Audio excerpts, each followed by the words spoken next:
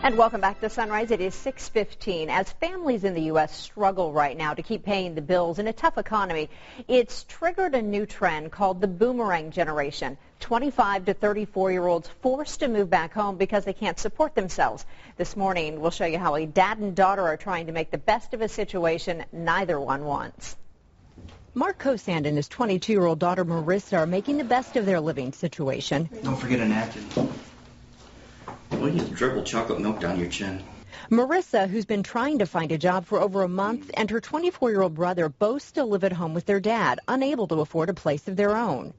A lot of money issues, because rent's not cheap, car payments aren't cheap, just groceries aren't cheap anymore either.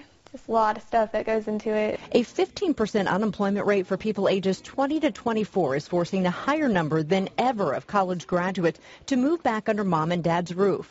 And that's the thing with parenting, you want your kids to be able to sustain themselves so that hopefully they won't come back. In this economy, it's pretty hard for them to be able to do that. A majority of the class of 2012 will move back home after graduation.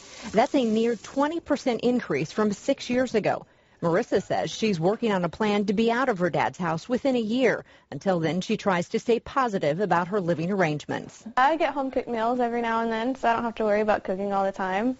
I get to see my grandparents a lot more. And while Dad's not trying to push them out, he wants them to have their independence. I don't want it to keep going on and on. There's things that they need to experience by living on their own. We all have to kind of suffer through that the first time that your rent check is going to be a struggle to meet. The character that some of those things build, I don't want to be the one that bails them out. Now, Marissa is very motivated, but what happens if your child isn't motivated to get out or even looking for a job? Tomorrow on Sunrise, some tips from the experts on developing a plan and mending relationships when being roommates with mom and dad just isn't working out. So we'll have that for you here tomorrow morning.